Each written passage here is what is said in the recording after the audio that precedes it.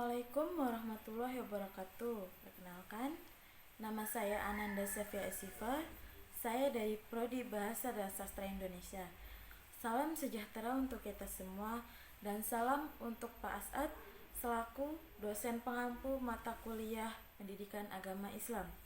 Pada kesempatan kali ini, saya akan menjelaskan beberapa materi mengenai sumber hukum Islam, toleransi dalam agama Islam, dan akhlak dalam agama Islam. Baiklah, yang pertama itu ada sumber ajaran agama Islam. Sumber agama Islam terbagi menjadi 3 sumber. Yang pertama ada dari Al-Quran, ada dari As-Sunnah, dan ada juga dari Al-Ijtihad. Yang pertama ada sumber ajaran agama Islam yang bersumber dari Al-Quran. Pengertian dan hakikat Al-Quran tersendiri, menurut Al-Hayani, secara bahasa kata Al-Quran berarti sebuah bacaan. Sedangkan menurut Azim Az-Zarqani menjelaskan pengertian Al-Quran yang berarti sebagai kitab yang menjadi mukjizat yang diturunkan kepada Nabi Muhammad SAW yang ditulis dalam mushaf dan disampaikan secara mutawatir dan bernilai ibadah bagi yang membacanya. Kitab Al-Quran merupakan wahyu pertama yang diterima oleh Nabi Muhammad melalui malaikat Jibril pada usia ke-40 tahun, tepatnya pada saat beliau sedang berhalwat di Gua Hira pada tanggal 17 Ramadan. Wahyu yang pertama kali diterima oleh Nabi Muhammad adalah surah Al-Alaq ayat 1-5.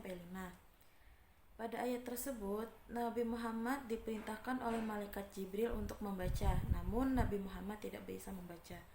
Dan akhirnya malaikat Jibril mengajari Nabi Muhammad untuk bisa membaca sampai akhirnya benar-benar bisa. Al-Quran sendiri juga memiliki beberapa nama lain atau bisa disebut memiliki beberapa nama panggilan, yaitu ada Al-Kitab, Al-Furqan, Al-Zikir, dan Al-Huda. Dan isi dalam kandungan Al-Quran itu tersebut ada beberapa yang terkandung di dalam Al-Quran. Yang pertama ada akidah, yang kedua ada ibadah, ada akhlak, hukum, takzir, tarik, muamalah, dan dorongan untuk berpikir. Al-Quran sendiri memiliki keistimewaan yang bisa dilihat dari segi bahasa dan segi kandungannya. Jika dilihat dari segi bahasa, ada 3 aspek, yaitu ada keseimbangan pemakaian kata, ada keseimbangan antara jumlah kata dan antonimnya, dan ada keindahan susunan kata dalam bentuk kalimat. Sedangkan jika dilihat dari segi kandungannya, Al-Quran ada 3 aspek, yaitu sejarah, kejadian-kejadian yang akan datang, dan ilmu pengetahuan. Sumber ajaran agama Islam yang kedua yaitu ada As-Sunnah atau Al-Hadis. Secara bahasa, As-Sunnah yaitu berarti suatu kebiasaan. Dalam bahasa, As-Sunnah juga memiliki 3 pengertian atau 3 arti. Yang pertama, ada jalan yang ditempuh. Yang kedua, cara atau jalan yang sudah terbiasa. Yang ketiga, sebagai lawan dari bid'ah. As-Sunnah menurut istilah syar'i yaitu sesuatu yang berasal dari Rasulullah SAW yang baik berupa perkataan, perbuatan, maupun tindakan dan penetapan suatu pengakuan. Dalam ajaran agama Islam, sunnah itu sendiri terbagi menjadi 3, yaitu ada sunnah qauliyah, ada sunnah fi'liyah, dan ada sunnah takriyah. Sunnah qauliyah sendiri adalah segala sesuatu yang dilakukan oleh Rasul, baik dalam bentuk pernyataan, anjuran, perintah, pencegahan maupun larangan. Yang kedua ada sunnah fi'liyah.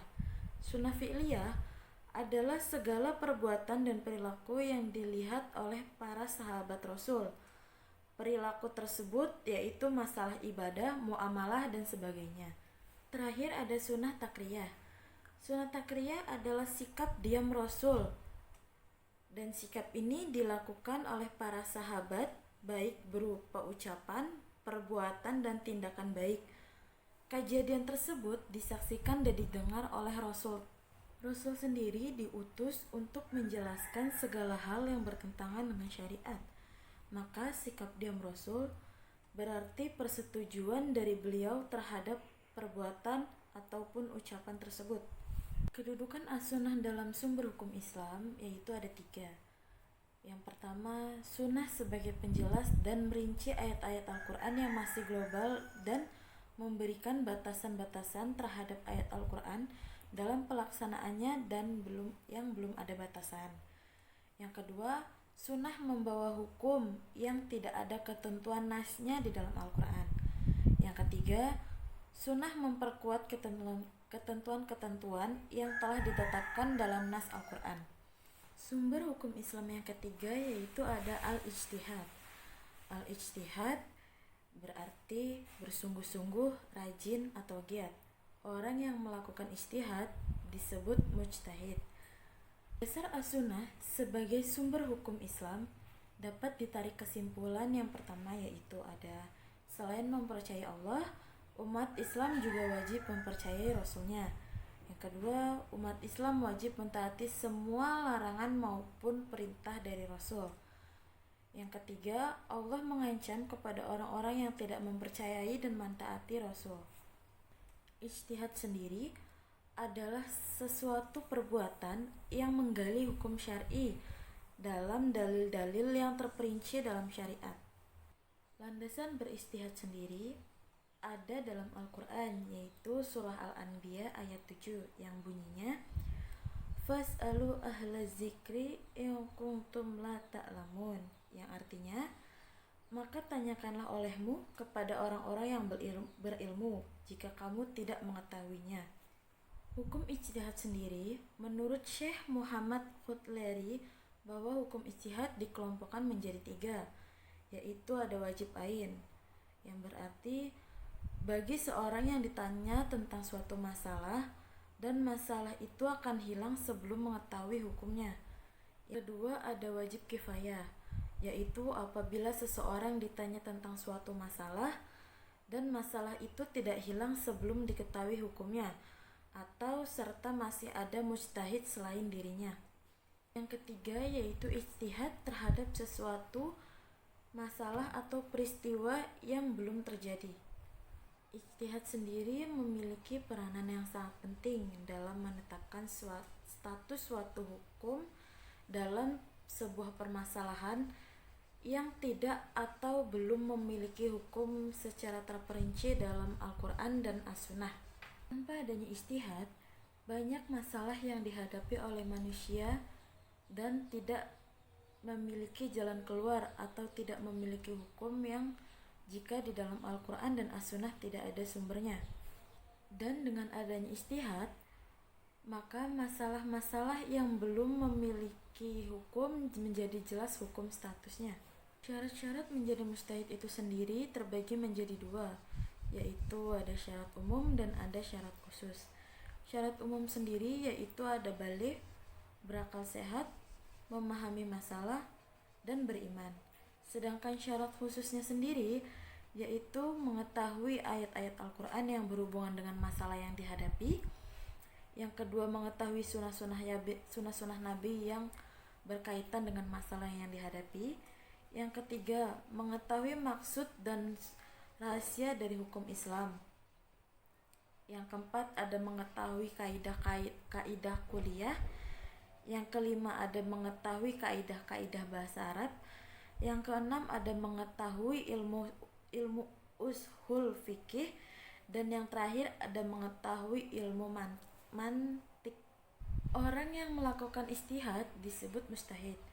Secara umum mujtahid dibagi atau dikelompokkan menjadi beberapa. Yang pertama ada mujtahid mutlak atau mustaqil, yaitu seorang mujtahid yang telah memenuhi persyaratan ijtihad secara sempurna dan ia melakukan ijtihad dalam berbagai hukum syar'ah dengan tanpa menjadi pendiri mazhab seperti Imam Hanafi dan Syafi'i. Yang kedua ada mujtahid muntasab, yaitu mujtahid yang memiliki syarat-syarat ijtihad secara sempurna, tetapi dia melakukan ijtihad dengan menggabungkan diri kepada suatu mazhab dan mengikuti jalan yang ditempuh oleh mazhab itu. Yang ketiga, ada mujtahid fi madzahib, yaitu mujtahid yang istijatnya mengikuti kaidah yang digunakan oleh imam mazhabnya. Yang terakhir, ada mujtahid murajjih, yaitu mujtahid yang dalam penetapan hukum suatu masalah berdasarkan kepada hasil tarjih atau memilih yang lebih kuat dari pendapat-pendapat imam-imam mazhabnya. Ijtihad sendiri sangat diperlukan dalam sepanjang masa karena setiap manusia mengalami perkembangan dan masalah yang akan dihadapinya pun akan semakin kompleks atau beragam. Oleh karena itu, perlu adanya tatanan hukum yang sesuai dengan perkembangan zaman tetapi masih tetap mengacu kepada Al-Quran dan As-Sunnah. Kedudukan hasil ijtihad dalam masalah fikih terdapat dua golongan, yaitu dalam golongan pertama berpendapat bahwa tiap-tiap mujtahid itu benar, dan dalam golongan kedua berpendapat bahwa yang benar itu hanya satu. Ijtihad sendiri memiliki banyak sekali manfaat dalam kehidupan bermasyarakat, khususnya dalam mengimplementasikan ajaran agama Islam dalam kehidupan sehari-hari yang mengalami banyak sekali permasalahan. Ijtihad sendiri memiliki beberapa manfaat, yaitu setiap permasalahan baru yang dihadapi oleh umat dapat diketahui hukumnya secara pasti, sehingga hukum Islam selalu berkembang serta sanggup menjawab tanggapan-tanggapan di setiap zaman. Yang kedua, dapat menyesuaikan hukum dengan berdasarkan perubahan zaman, waktu, dan keadaan. Yang ketiga, menetapkan fatwa terhadap masalah-masalah yang terkait dengan halal atau haram. Yang keempat, umat Islam menjadi umat yang cerdas, inovatif, dan tidak jumud atau disebut juga stagnan. Itulah ketiga sumber ajaran agama Islam yang memiliki keistimewaan, arti, dan peran masing-masing. Untuk selanjutnya, yaitu ada materi mengenai toleransi dalam beragama. Secara umum, toleransi beragama yaitu dapat diartikan segala sesuatu atau sikap manusia yang bertujuan untuk saling menghargai dan menghormati terhadap perbedaan yang ada.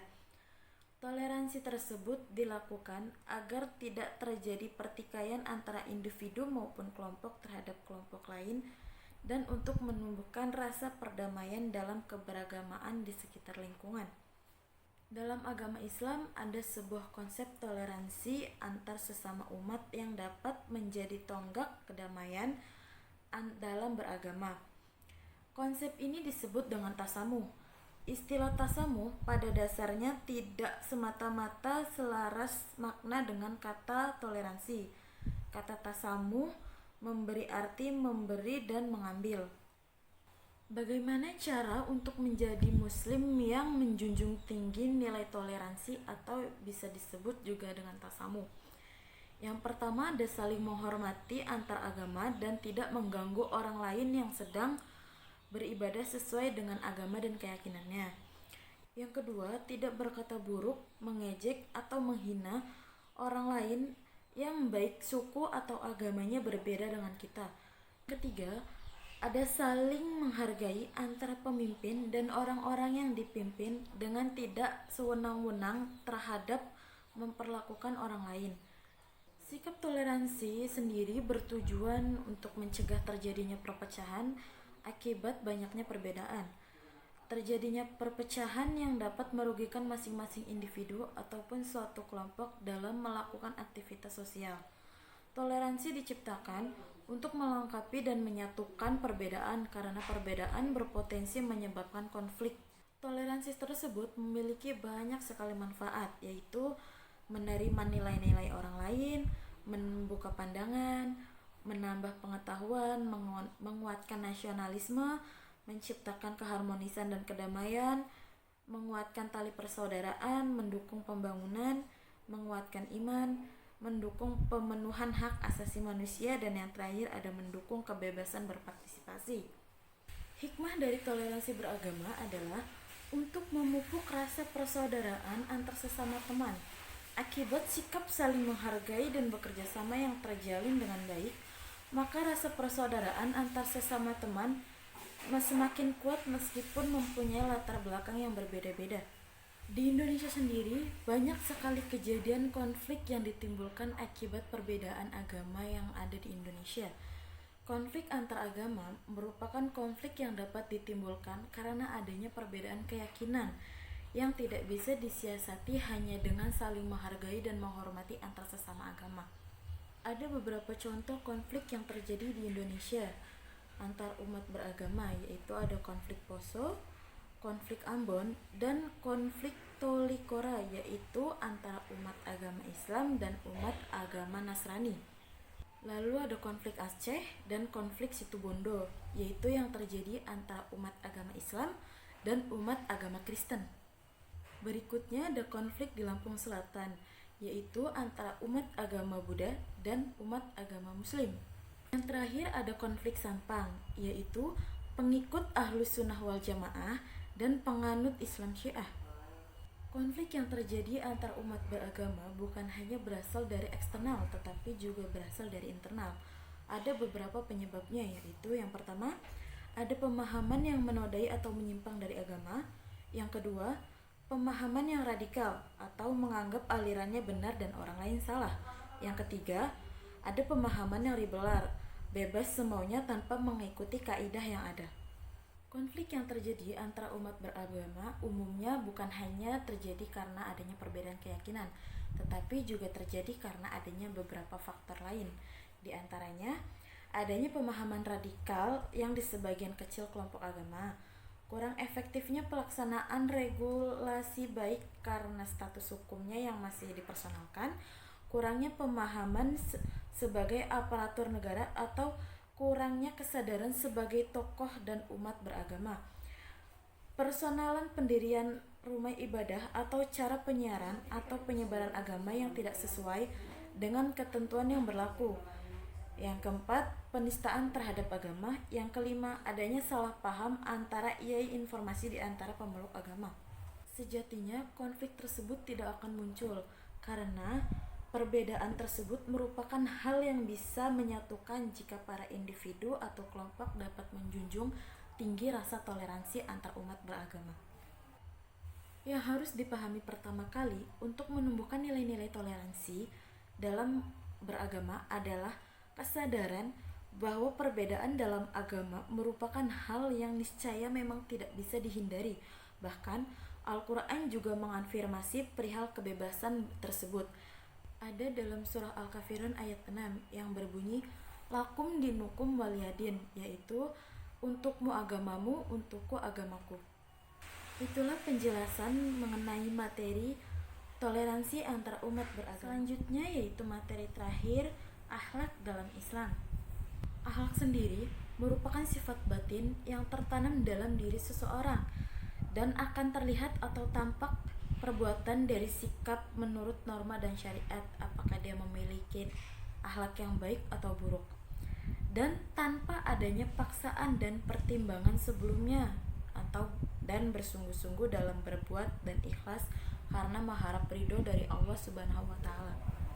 Akhlak sendiri memiliki ruang lingkup yang cukup luas karena menjangkau seluruh tingkah laku manusia, mulai dari sikap, perkataan, dan suara hati manusia. Ruang lingkup tersebut meliputi antara akhlak manusia terhadap Allah Subhanahu wa Ta'ala, bagaimana akhlak dia dalam meyakini dan menjalankan perintah dan larangan dari Allah Subhanahu wa Ta'ala. Berikutnya ada akhlak manusia terhadap manusia. Contohnya ada akhlak kita kepada Nabi Muhammad, yaitu dengan bagaimana cara kita meneladani sunnah-sunnah Nabi dan mengikuti peraturan dan berakhlak sesuai seperti yang Nabi contohkan atau teladankan.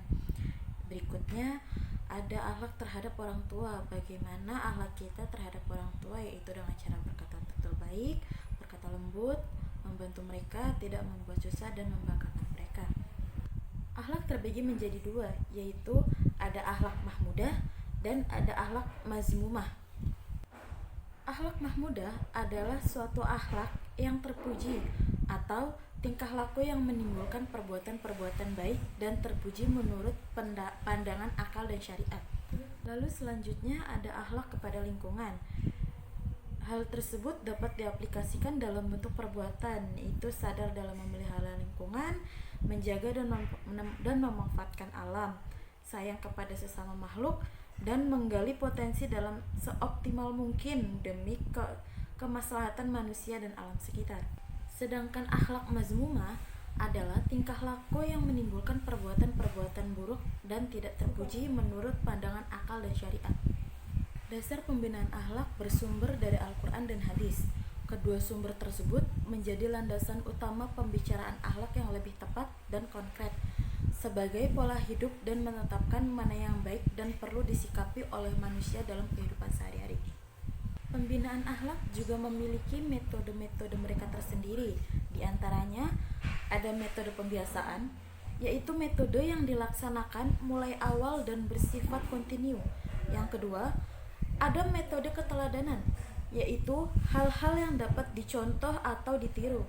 Yang ketiga, ada mau'izah atau nasihat, yaitu memberi pelajaran akhlak terpuji serta motivasi pelaksanaannya dalam menjelaskan atau menjalankan akhlak tercela serta memperingatkan atau meningkatkan kebaikan dengan apa-apa yang melembutkan hati. Yang keempat, ada metode kisyah, yaitu metode dari seseorang dapat menceritakan kisah-kisah terdahulu, tapi kisah-kisah tersebut memiliki sisi positif mengenai pembinaan akhlak. Yang kelima, ada metode ceramah, yaitu suatu cara mengajar atau menyampaikan informasi melalui peraturan kata-kata atau penuturan kata-kata pendidik kepada peserta didiknya. Yang keenam, ada pergaulan, yaitu penumbuh kembangan akhlak seseorang dalam bergaul. Yang ketujuh, ada hukuman atau metode yang dilakukan jika dalam penggunaan metode lain tidak mengalami perubahan. Tujuan pembinaan akhlak adalah untuk terbentuknya hamba Allah yang bertakwa dan memiliki multi pengetahuan akhlak melalui pembinaan, dan bertujuan mendidik warga, negara mukmin dan masyarakat muslim agar dapat merealisasikan ubudiyah. Dengan terrealisasinya tujuan ini, maka terrealisasi pula segala keutamaan kehidupan sosial seperti saling tolong-menolong, bahu-membahu, menjamin dan mencintai sesama makhluk ciptaan Allah. Dari materi yang disampaikan mengenai akhlak, dapat disimpulkan bahwa akhlak merupakan hal yang penting karena akhlak mencakup segala pengertian tingkah laku, tabiat, perangai, karakter manusia yang baik maupun yang buruk dalam hubungannya dengan Khalik dan dengan sesama makhluk hidup. Akhlak ini merupakan hal yang paling penting dalam kehidupan dan dalam membentuk akhlakul karimah seorang manusia. Dan manusia yang paling baik budi pekertinya adalah Rasulullah SAW. Itulah penjelasan materi mengenai sumber hukum Islam, toleransi dalam Islam, dan akhlak dalam Islam. Sekian penjelasan dari ketiga materi tersebut. Mohon maaf bila ada kesalahan kata dan perbuatan. Wassalamualaikum warahmatullahi wabarakatuh.